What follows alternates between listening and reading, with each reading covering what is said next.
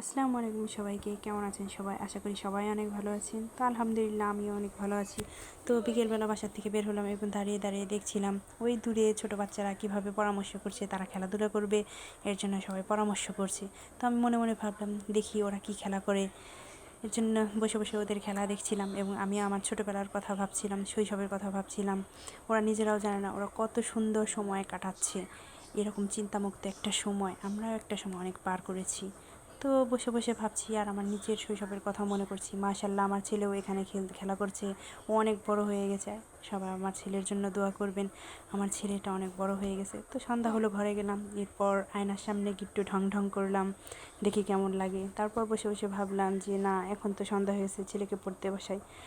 তো ছেলেকে পড়তে বসালাম। তো আজকের ভিডিও এই পর্যন্তই, নেক্সট ভিডিওটা আবার দেখবে। আল্লাহ হাফেজ।